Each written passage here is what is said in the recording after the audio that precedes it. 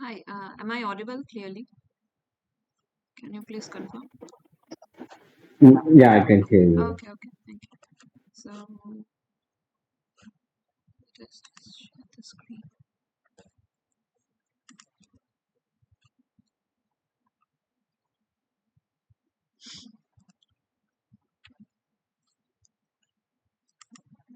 So, let me just ask you. I think you are the only participant for today, so or maybe others would join later. So, yeah, for a quick introduction, I'm Anchita De. I'm the TA of this course. I'm a Prime Minister's Research Fellow under Professor Shubhendu Bhasin at IIT Delhi. So, I will just start with the basic things like did you have any for the participant here, did you have any questions from the last discussion? Uh, like university notes, I have no question as of now. Can you please repeat? I could not hear. I have no questions as of now. Okay, okay, okay. Yeah, sure. So in that case I will just move on to assignment 2 questions.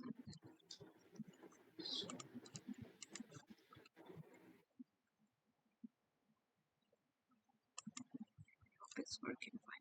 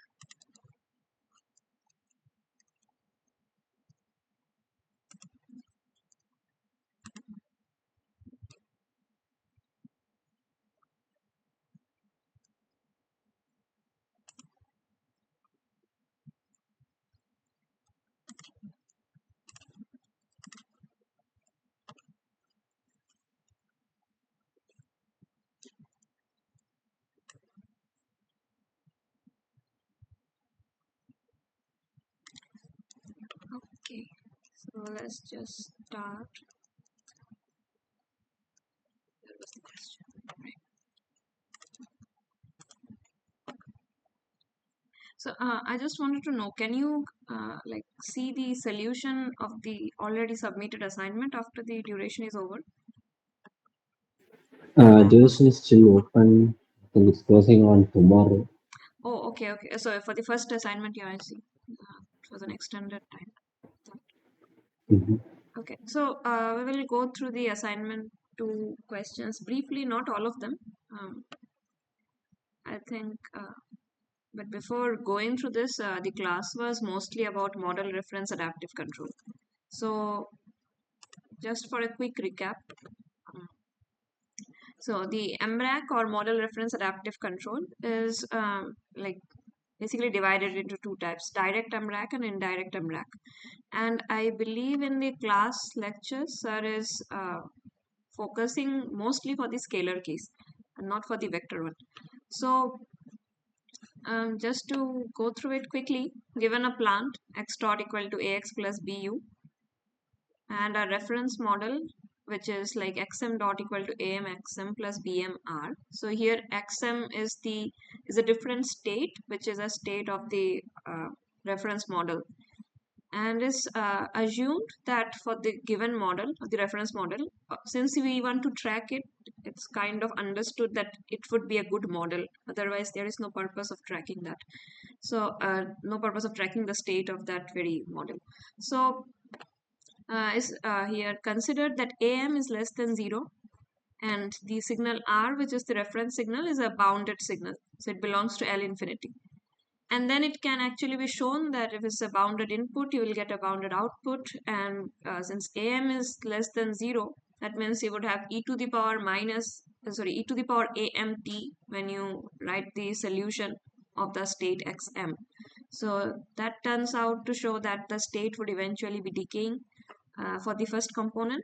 That gives us that xm would also belong to L infinity. That means xm is a bounded signal as well. So it's in that case okay to track such a signal. So we want the planned state to follow the reference model state. That's the objective. And for to achieve this, we want to design a suitable UT, which is the controller. So this tracking is basically the asymptotic tracking that we want. It means provided say this is our XM, the red signal, and so this is X. So we want that after some time or at some time. So asymptotic basically means it should match it at infinity, but in a practical case, this infinite times notion appears quite early. So it turns out that after some time it would almost follow the same signal. And hoping that, so in this figure we are of course getting some error in the tracking performance, but we would like to be for the error to be almost zero. So then what would be the error? How do we define it? So we can write E of t, which is the tracking error. I hope the screen is visible. Yeah, it's, oh, wait just a minute. It's showing up double for some sense.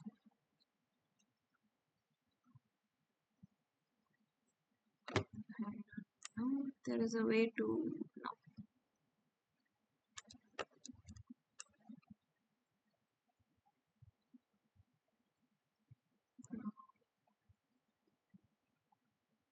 Yeah, anyways, I don't know why it's not going up. Okay. So the tracking error E of t, we can define it to be x minus xm. So here both x and xm are functions of time. And then E dot, we find the derivative. That means we want to see how does the tracking error evolve with time. So the tracking error E dot is given by the x dot minus xm dot, and we just substitute these values ax plus bu and amxm plus bmr. So once we substitute it here, we get this expression. Now, one more thing that I didn't say. So since we want to design a controller, we are of course assuming that this system is controllable. And further, since we will be using the states to design the controller, state measurements, so we assume here that the state measurements are available. In fact, what turns out to be the problem is that in practical scenarios, all the states are not measurable. So in that case, we need output, and the controller is designed to be an output feedback one. And once the course is done, students like you all are free to go ahead and look into output feedback and rack designs as well. But for the basics, just to understand, so how do we design a suitable controller U so that E dot, which is the variation in E, that shows a good enough performance? That means we want to see that E is gradually going to zero. If the tracking error goes to zero, that means X would be eventually following XM. So let us just write U to be so simple feedback gain. So basically kx into x is the state, plus kr into r is the reference signal which we have in our hand. So here kx and kr are just the feedback gains. Then if we substitute this u into the expression of E dot, we get ax plus bkx into x plus bkr into r minus the remaining terms amxm and minus bmr. And then we take this common, which is quite simple. So turns out that if we choose kx and kr such that if this a plus bkx, this term, I don't know if I can get the mouse. So if this very term is equal to this, okay, and if this bkr is equal to bm, in that case, you can see that a plus bkx is equal to am. So I can write here am instead. So that combination. Let me try this one.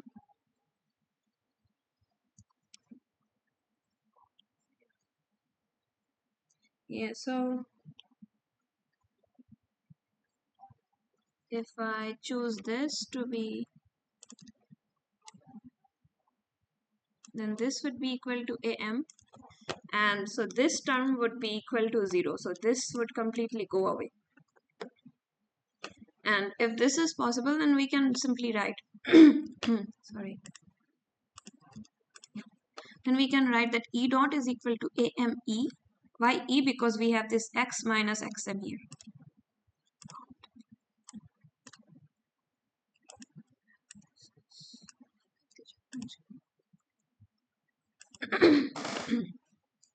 Yeah. So if E dot is equal to AME, now notice that once we started with the model, reference model, we had AM to be less than 0. So therefore E of t would go to 0 as t goes to infinity, because here, so let's not confuse E with the exponential. So the expression of E of t would be equal to, simply given by exponential of am to the amt into E's initial 0 value, which is the initial value of the error. So since am is less than 0, that exponential term would eventually decay. That means E of t would go to 0. And if E of t goes to 0, then it turns out that because we had E to be x minus xm, that means x minus xm is going to 0 as t goes to infinity, which is basically saying that x is going towards xm, and therefore we get the asymptotic tracking. Okay. So the main component in designing this MRAC is simply is not simply, I should say, is mainly the matching conditions. Is this a plus bkx to be equal to am, and that bkr should be equal to bm. Now, what's the problem with this design, right? So if we already know what is kx and kr, we can simply write that, well, u is equal to kx into x plus kr into r, and this input should be functioning just fine. Or in fact, we can just substitute, like, how do we get the value of kx? Kx is simply am minus a divided by b, and kr is bm divided by b, a simple transposition. So then we can also write u to be in this very form, am minus a by b into x plus, I hope it's correct, yeah, plus bm by b into r. But turns out that A and B are not known to us. Why? Because, well, this was the problem that we considered, that we don't know the original system. That means we do not know the planned parameters. We just know the structure of the model. And this simply implies that if we do not know A and B, although we have knowledge of AM and BM, we cannot find KX and KR, right? So that means we need to estimate this KX, KR, or we can estimate A and B. Either case would work. So for the direct MRAC, what we have to do is we are writing this, instead of kx and kr, we have this kx hat and kr hat. That means these are the estimates. So these gains, this kx hat and kr hat, these are estimated directly instead of trying to learn the planned parameters. This is done in case of the direct MRAC, because we just need this controller gains, and provided we find this controller gains or the feedback gains, we can directly implement the control algorithm. Now, the indirect approach says that, well, instead of going for this kx hat and kr hat, we can also estimate a hat and b hat. And both of these are kind of functioning in the same way. So in this case, the parameters A and B are learned, right? But the only difference is that when we design the estimation laws for the indirect MRAC case, we need to ensure that B hat T does not become 0. In case B hat T goes to 0, that means the control input that we are going to implement to the system, that would become unbounded. And if it's unbounded, we don't know what, first of all, it's not practically possible to implement that. And even if it goes to a very high value, we do not know what would happen to the state. So one problem would be, it's not a bounded input anymore. So there is no guarantee of a bounded output. And we do not want such uh, bad behaviors from the system due to the adaptation. So in certain applications, if we cannot control in what range B should be, or the B hat should be, then we can go for the direct MRAC design as well. So this was just for the basics. In case you have any questions, I think there's only one participant right now. Yeah. So if there are questions, that can be, I don't know how to, I don't know what is happening.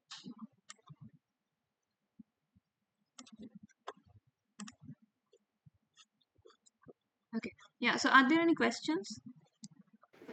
No questions. Okay, okay. So, yeah, so there's only one participant. Okay, so I will just move on to solving the problems.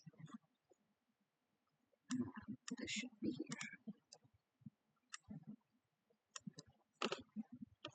Um, did you try solving the questions? Are there any doubts in general? Let me just ask. Then I will move on. Yeah, I do try to solve some problems. Just two or three is willing to me.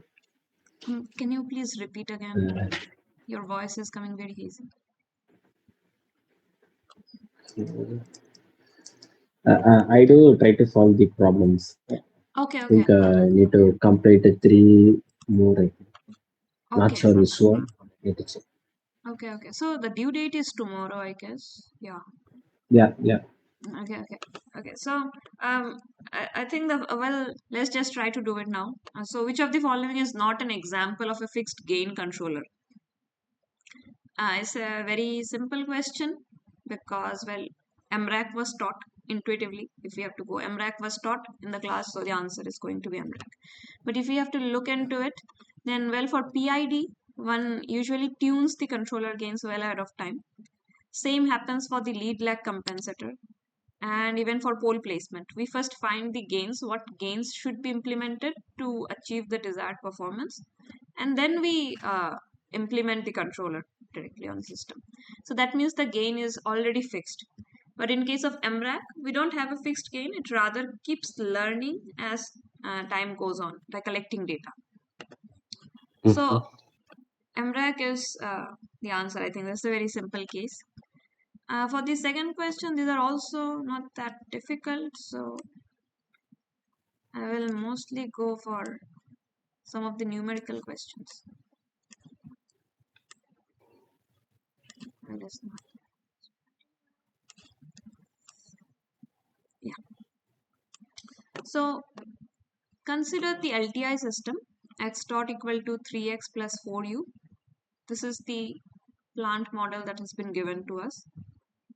And we have a reference model, which is xm dot is equal to minus 2xm plus sine t, right? So if one has to notice, first of all, is this a good reference model? And the answer is yes. Why? Because we can see that here the value of am is minus 2, right? And if it's minus 2, it means that we will have e to the power minus 2t kind of an expression when we solve for xm.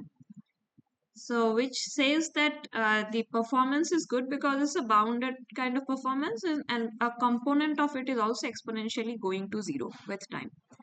And plus also we have this sine t signal. That means the reference signal is also bounded because sine t would always evolve within minus 1 to 1.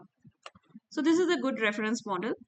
And I think they want to track it. Yeah. So if the control input u, which is given to us, is of the form kx s x plus kr sine t. So basically instead of kr r that we have here kr sine t, since r is sine of t here. Then which of the following are possible values of kx and kr for xt to track xmt? The question is quite simple. What should be the values of kx and kr? And if we go to the basics that were discussed earlier, we saw that if we want good tracking, what is essential is that we want the matching conditions to be solved. Right. That means, in other words, if you just put it, it's a, you can one can always put the values of a, b, am, and b, bm here, and then can find the values of kx and kr. Now, for this question, is assume that the plant model is known. So that's why it's easier to design the gain values, right? Because is the plant model is already given to us. So we simply need to compute the values directly. And let's see, we can go there. Day2.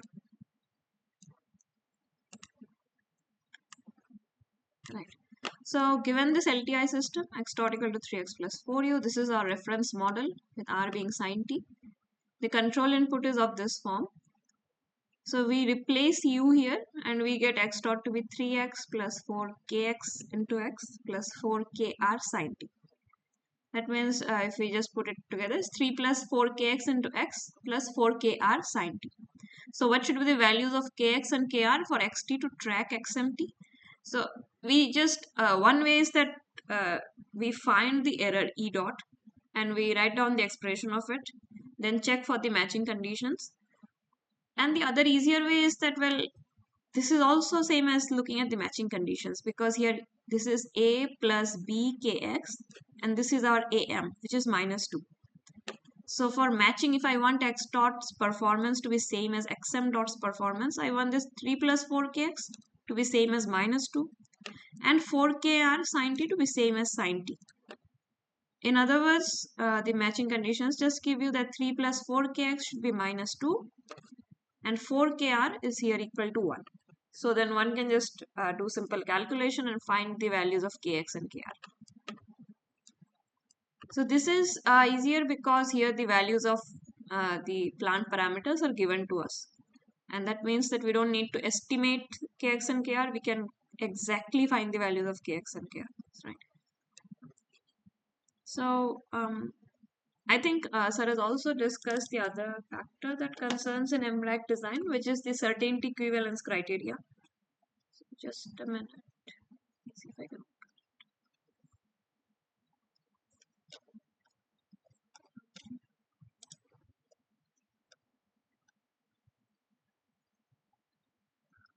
I think, yeah. So yeah, this was discussed already in class.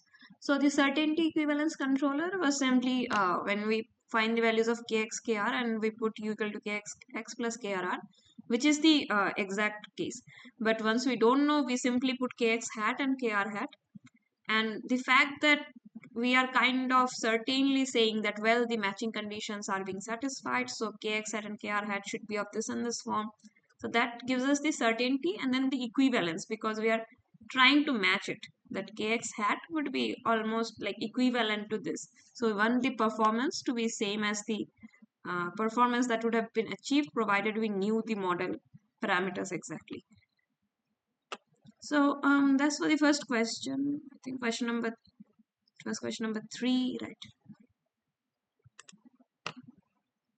And then this one is a very simple theoretical question. Is regarding Lyapunov function, which is well understood, and I don't think I have to go through this.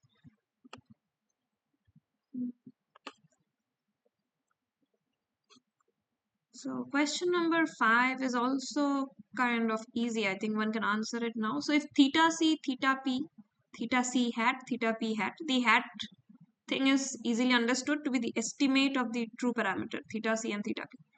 So this theta c is the controller parameter, which is unknown, and theta p is the plant parameter, which is also unknown, and their estimates are given as the hats, and f is some function, right? So then which of the followings following are not true for indirect adaptive control?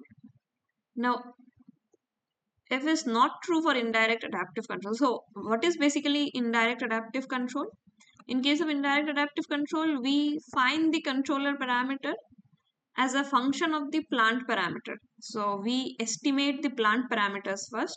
If we can go back to the basics. Yeah, so for the indirect case, we, instead of finding kx hat and kr hat, we first find what is a hat, b hat. That means we find the plant parameters. And once we get the plant parameters, we use this functional expression.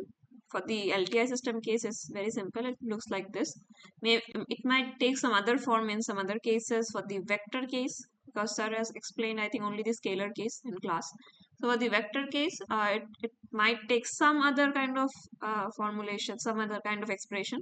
But anyways, this the gain that is multiplied with the state and the gain that is multiplied with r, these are some functions of the plant parameter estimates. So that means for the indirect case, we first estimate the plant parameters and then we get the controller parameter, right? So if we go on to the question, it's given that which of the following are not true. So for example, like here theta c hat, is a function of theta p hat. That means first we are finding the plant parameter estimate and then we compute theta c hat, right?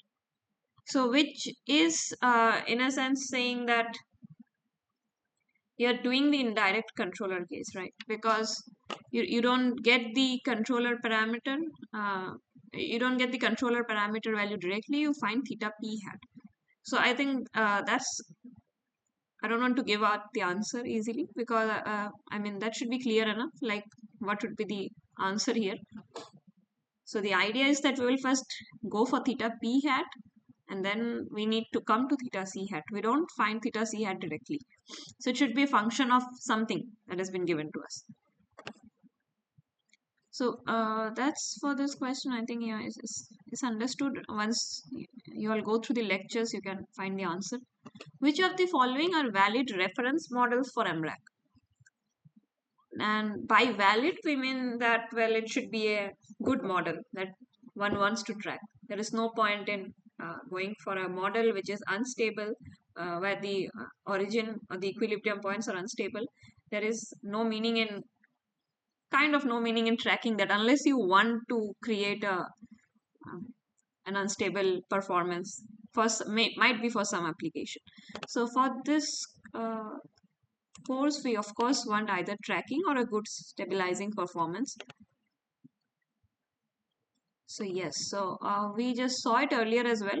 Given this xm dot, which is the reference model, equal to amxm plus bmr, it's desirable that am should be less than 0.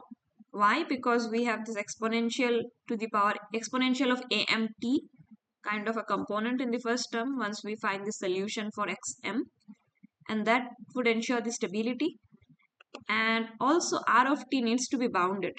That means it belongs to L infinity. Otherwise, even if am is less than 0, it won't help in xm going to 0, xm being bounded in any way.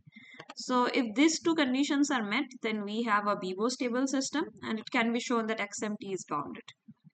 So out of the options, well, it looks like cost, but it's cos of cosine of t. So for why do I say cos of t? Yeah, so out of the four options, we can see that first of all, if we look at the first component for am, three of them are valid because three of them have a negative am, that is -2, -2, and -4. And then we have this r of t signal. So the third option is, we already do not consider the third option anymore. Out of cosine of t, 1 minus e to the power minus t and e to the power minus t, we see that cosine of t is bounded between -1 and 1. What does 1 minus e to the power minus t look like? This is the function. So it turns out that before 0, it is actually like coming from minus infinity, right? It's coming from minus infinity and going towards this value. But turns out that we are not interested in the time zone before 0 because our controller algorithm would be starting from t equal to 0 and then moving forward. So we see that for all t greater than equal to 0, 1 minus e to the power minus t is also bounded. That means this is a good model as well. And then, so this one is already negated. And then for e to the power minus t as the reference signal, we have that this also belongs to L infinity for all t greater than equal to 0. Although it initially comes from at t equal to 0, it has a finite value, and then before that it goes to infinity, but we are not interested in that because we are concerned only about the time moving forward from 0. So this is also a bounded signal, and so that kind of gives away the answer that which of the following would be the valid reference models. Of course, the third one is not an option in any case. This one is also kind of easy. One can do it. It's the signum function. I won't be going through this. For question number 8, we have the fact that which of the following are uniformly continuous signals. So by uniform continuity, I think this was discussed in the last class. Let's see if we can get it.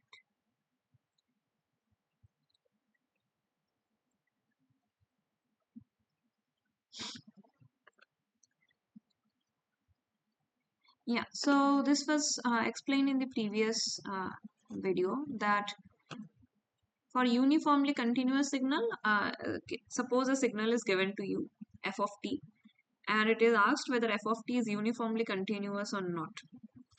Then what we need to show is that we can simply check whether f dot of t, or its derivative, is bounded or not. Provided its derivative is bounded, no, it's not.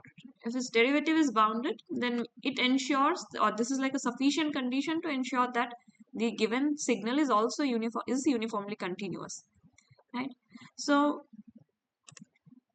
if we go through that question, yeah, the sufficient condition to check uniform continuity of a signal f of t is the fact that f dot of t should be L infinity. That means it belongs to the L infinity space, or that the space of all the bounded signals.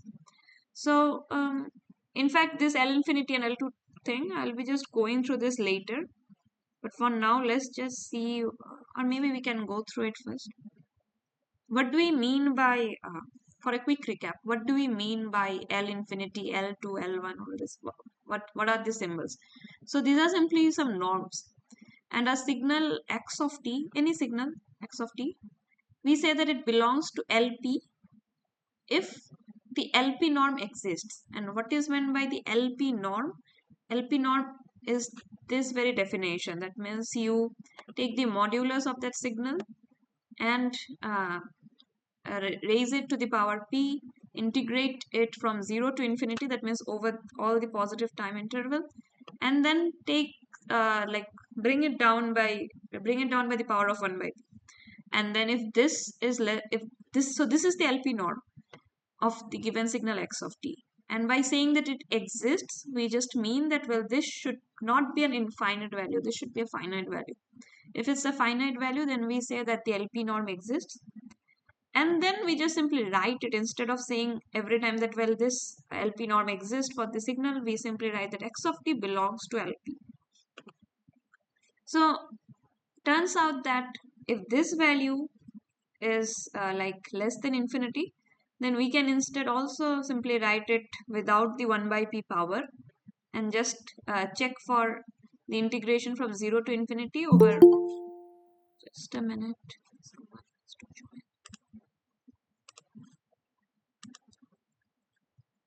I have no idea how this is working.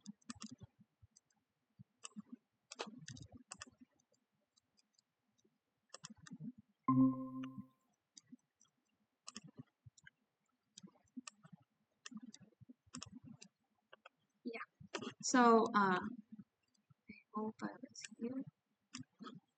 Right. So provided, like instead of checking for this 1 by p part, we can also check without the 1 by p part and just see that the integration of this modulus of the signal raised to the power p from 0 to infinity time, this should be a finite value, some constant value, which is or some it need not be a constant value, but it should be less than infinity. That means it should have a, one can find, like if you get an expression of, say, sine of t plus cosine of t, that is also a finite value, right? So then we say that the LP norm exists, or the signal belongs to LP. So some of the examples are like, once we say that x of t belongs to L2, then we mean that x of t belongs to the space of square integrable functions. Why square integrable? Because you are going to integrate it and you are taking the modulus, and instead of p here we will have 2. So it's square integrable. So provided we wrote that x of t belongs to L1, just for an example, we would have the power 1 here. That means x of t then belongs to the space of all absolutely integrable functions, because you're just taking the absolute value. If it belongs to L infinity, then interestingly we don't have any other fancy name. We just simply say that x of t belongs to the space of bounded functions. Okay. So when the question is asked that x of t, like, so let's just leave this belong or not belong sign. If we look at L2 union L infinity, that means it's the space of all bounded square integrable functions. So we have to check for both the norms, and if in both the cases they all are they are less than infinity, then x of t belongs to that space. and the question asks that it should not be true. That means either of this would be violated. Either of this would lead to an infinite value. So I hope it's clear. Is there any doubt in this? Because I said a lot of things.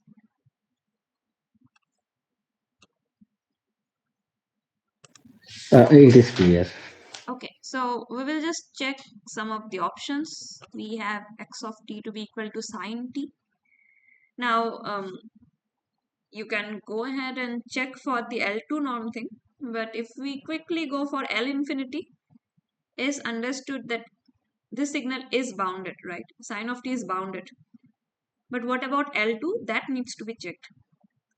Similarly, for e to the power minus t and 1 minus e to the power minus t, these all are kind of easy. So for what about delta t? So delta t is here the impulse function. And if it's an impulse function, it means that any idea whether it would belong to L infinity or not?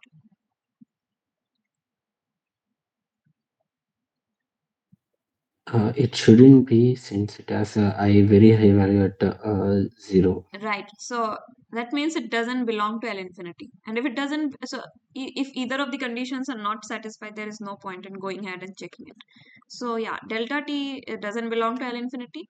So turns out that then, okay, let me see where are the questions. Yeah. So the question was is not true. So it's kind of understood that it doesn't belong here, which means it's being satisfied. Right. So for sine t to the power minus t, these are simple.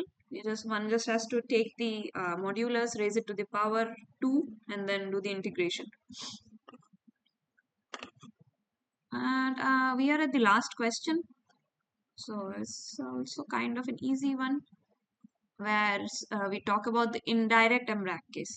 Control input for an indirect MRAC is given by u of t, which is equal to am minus a hat t by b hat t x plus bm by p hat t r. And is given that if zeta, which is equal to am bm xr, let me just go through this.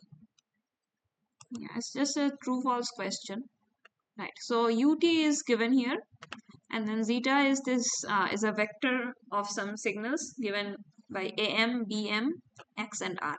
So am bm are constant values, and x and r are some signals, and let's say that they belong to L infinity. So this means all of the components here, each of them are individually belonging to L infinity, which means am is a finite term, bm is a finite term, x is bounded, r is also bounded. And further, we are given in the question that a hat t belongs to L infinity, b hat t belongs to L infinity. Right? So these are also bounded. Now the question is, when will ut be bounded?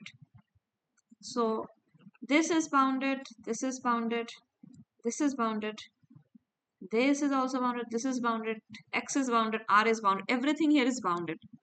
So any guess like what should be the situation for ut to be bounded?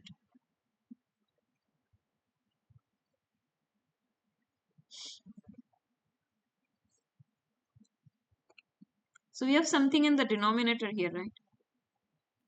And that means, Well, it shouldn't be 0. yeah, it should not be 0, absolutely. So it's just given to us that b hat t here, this is simply given to us that it's bounded, and that doesn't help us because if it's 0, then the whole thing would just become unbounded. It will boom up to infinite value. So when will ut be unbounded?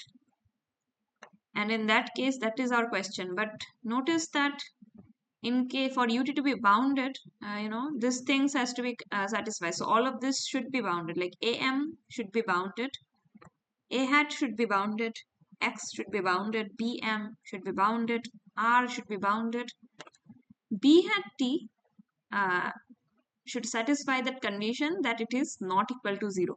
So whether b hat is bounded or not doesn't matter to us. We want that b hat t should not be equal to 0.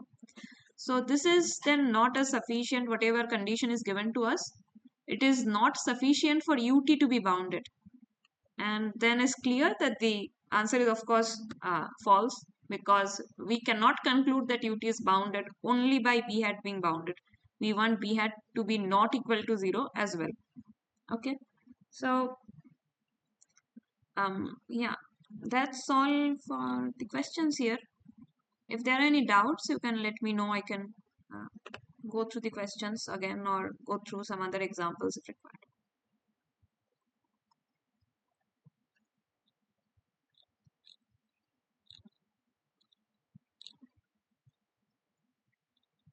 Do I need to repeat any of the questions?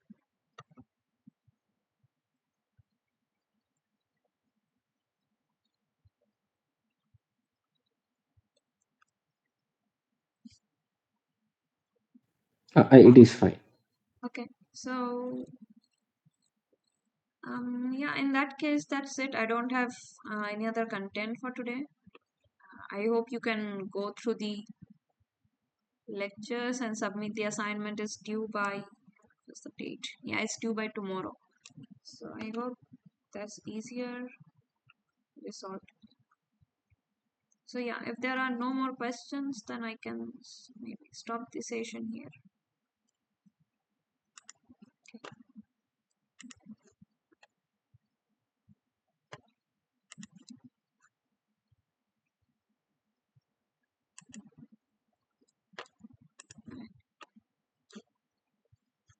So I just wanted to share this thing. Let's close the screen.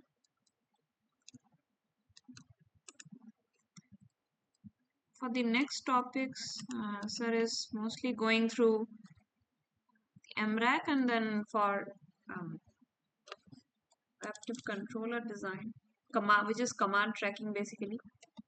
So once command tracking would be done, I think he would be going through the nonlinear backstepping designs, the adaptive ones. Can't find it. I can't find it. Yeah. Okay. So somehow I can't be shared with you for some reason. Okay. So that's it. I think for the adaptive command tracking is almost similar to this design. There are certain nuances, but that's all. Nothing more than that. So I just wanted to ask this thing for a general query that do you have background of nonlinear control anyway, like simple backstepping controller or feedback linearization? No, it's my first course on nonlinear control. Okay, okay, okay. So that's fine. Yeah. So maybe in the next session, I will try to include some lectures on some content on the basics of nonlinear control for adapt for backstepping, and then it would be easier to move to the adaptive backstepping part. But I think sir would be talking about it as well. So okay, that's it. So if you have no more doubts, you Uh, can, yeah. I do have one doubt. Okay. Does the math required for this nonlinear and adaptive control, can you explain a bit more about that? The which one? The math we need to solve, not generally the assignments, but the real-time problems. Okay. So what do you mean by the math that we need to solve? I'm not very sure about it. Can you give We me some are using a example? real analysis, right? Here, Okay. like that, do we extend our mathematics capability to try to solve the more complex problem, or it will stop at any point of code? So so do you? I'm not getting the question actually. Do you try to? Are you trying to ask that whether like how much mathematical knowledge is required to solve this kind of? Yeah, yeah, exactly. Okay, so we don't need any real analysis or complex analysis. All those mathematical courses, those won't be required. So I think the Okay. basic definitions, linear algebra is kind of uh, an important component. One, it's easier if one has idea of linear algebra, but this is also not required to a very higher extent. Not required just to find this LP norm, L infinity norm, all this signal analysis. That's it. This is very simple. just the integration stuff that we differentiation and integration stuff that we did in, I think, 11th and 12th standard. Or if someone has done diploma courses, it's available there as well. And Mhm. after that, like since we are not from mathematical department as well, like at IIT Delhi, but we have been going through these courses, so it did not require any extra knowledge of analysis or functional analysis, real complex anything, or other mathematical department things. Simple algebra, mostly, mostly algebra, and some integration, differentiation, and that's it. There is maybe sometimes signum functions, or one can use different kind of Mhm. functions. But if now one important thing is that, of course, this analysis is being done in the time domain. That means using the state space models. If one has to go and do the design analysis in the frequency domain, means like using Laplace transform or the transformer, then some Fourier analysis might be required, but that's really not critical for doing adaptive designs. Most of it is very simple mathematics. That's it. Okay. Yeah. Thank you. Okay. So, if required, you can go through the books of, I think, Shastri's book is there. Shastri. Maybe I'll just write it down in the chat, or in case that is not given. Shastri. I think Shastri Botson. That's the name.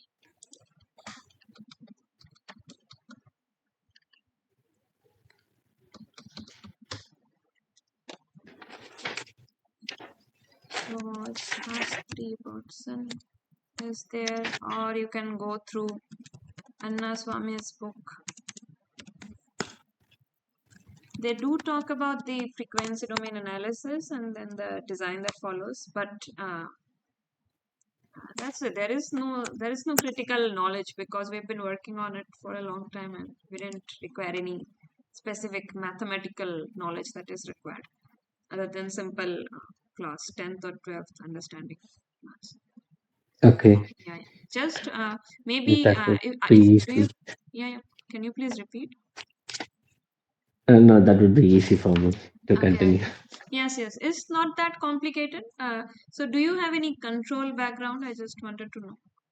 Yeah, I do have Okay, knowledge on so about that's that. it. Like the linear system stuff that we read, that's all. That is, Mhm. on the non-linear control, one can easily go on and learn about it very quickly. So linear system stuff, just like controllability, then stabilizability, all those basics are enough. That's it. Okay. Okay. Okay. So, do you have any other questions? Yeah, no. Okay, okay, okay. Thanks. Then we can maybe stop here today.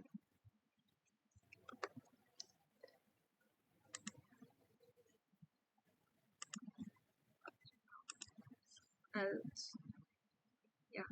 I just need to wait, anyways. But you can leave. It's okay. Thank you. Bye. Thank you.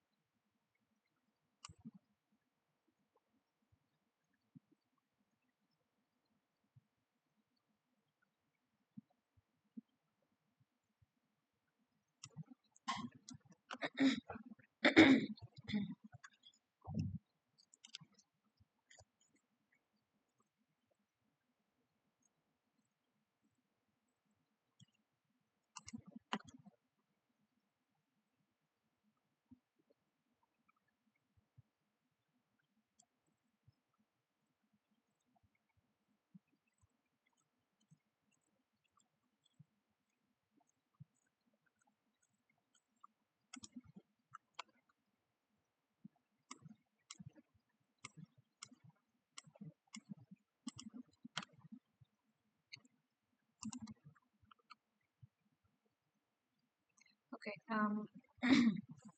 So let me just see. Yeah, there was a small part that I forgot to talk about. Yeah. let's go to the one node.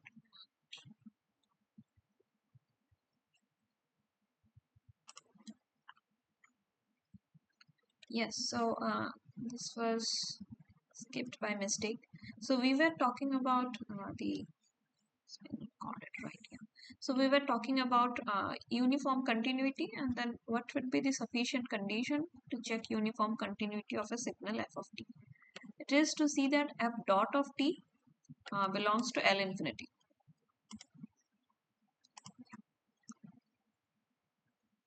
So by uniform continuity, we just mean that I think this was discussed.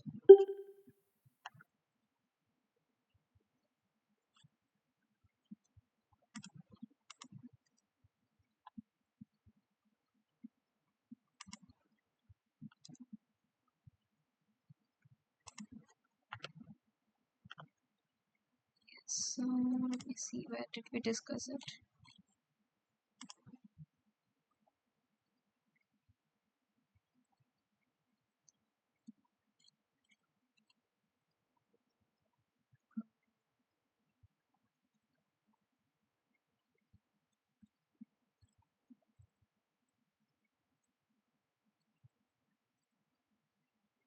Yeah, so right, I don't think it was written explicitly here. By uniform, so by continuity, we mean that for like whichever epsilon region we take for across a function f of x, there will always exist a delta of x uh, around this delta which is dependent on epsilon and is around this x naught uh, region. So we can always find a delta x where this. Let me just. I think I can share it. That would be the best thing to do.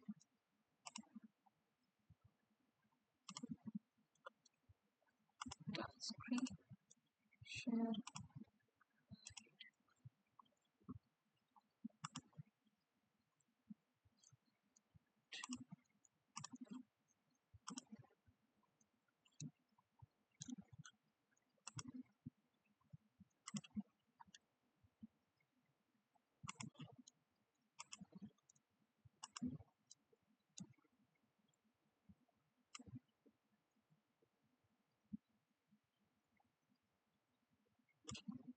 Yes.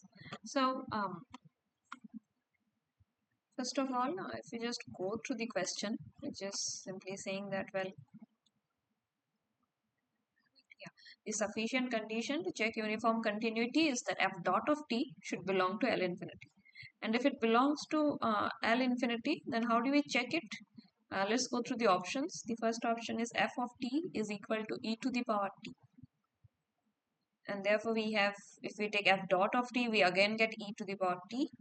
Now it's very clear that as t goes to infinity, e of t will also increase, which means, and it would also be going towards infinity, which means this is not a bounded signal, right? So we don't have to even check for L infinity norm specifically. We just understand from the curve's property that it would become unbounded. So if f dot of t, that which is equal to e to the power t, is not belonging to L infinity, then we actually cannot comment on what would happen to f of t being e to the power t is equal to e to the power t or not. So now what we have to do is we have to further check. One can go through this epsilon delta definition that I would be discussing, or one can like draw the function, which is very easier to do, and then check for it. The next signal is, f of t is equal to log t to the base e.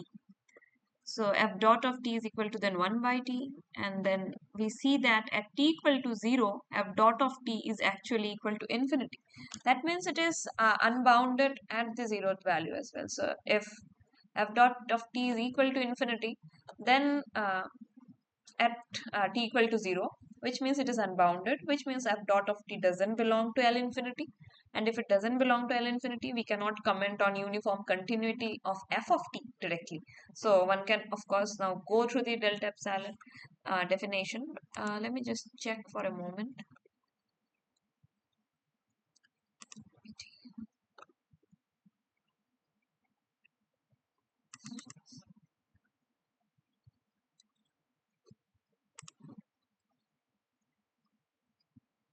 was the question? Yeah, so which of the following are uniformly continuous signals? So this log t to the base e, uh, of course, we cannot just comment on it directly. So one can draw the curve. That's the easier way to go about the problem. Similarly, now what about f of t being equal to t? So is the last option that was given to us. F of t being equal to t means f dot of t is equal to 1, right? And if it's equal to 1, that means for all t, it simply says that, well, it's a constant first of all, and it's a finite constant, and then clearly is bounded. So f dot of t belongs to L infinity, and if it belongs to L infinity, then we have f of t to be uniformly continuous. So this was a very quick and easy answer to find out. Let me see if I can.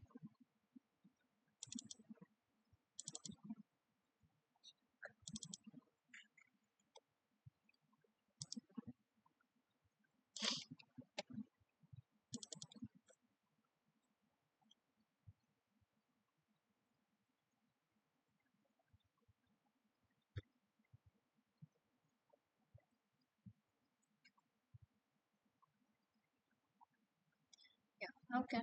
So, yes, so that covers all of the questions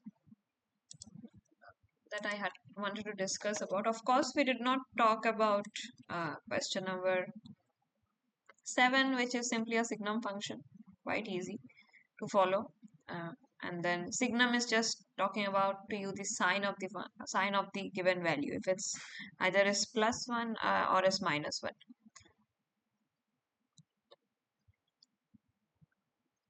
And yeah, so the second question I've not discussed because which of the following is always true for fixed screen controllers? So this is quite easy to find out, figure out, and there is no need to discuss it.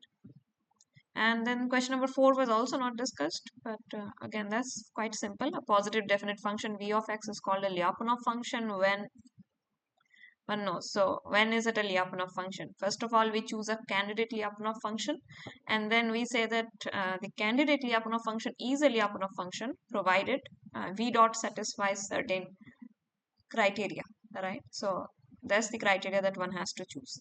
And for Vx to be a candidate Lyapunov function, it simply has to be a positive definite function. That's it. So that's about the fourth question.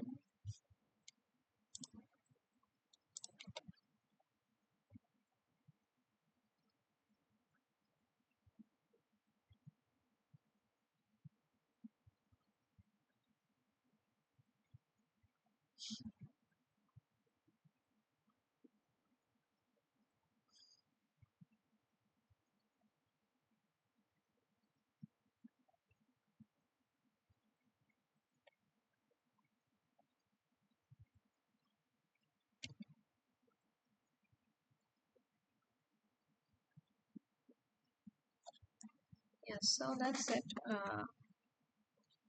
This question is also quite easy. Are not true is given. So if theta c, theta p, theta c hat, and theta p hat represents the unknown parameters and their estimates, which of the following would not be true for indirect adaptive control? So what would be true is quite easily understood because we don't find theta c hat directly, we find theta p hat, and then it is function of some function of theta p hat that we can obtain using which we obtain theta c hat. So that's the basics of that's the basic of indirect adaptive control, indirect MDAC. Now for the other cases is quite easily understood that neither theta c nor theta p is known to us. So then what would be the options, right? So that's it. Yes, I don't have anything else to discuss. And also the participant was here. Don't have any other queries. There are no other participants at this moment. So we'll just wait for some more time and then we will end the session. That's it.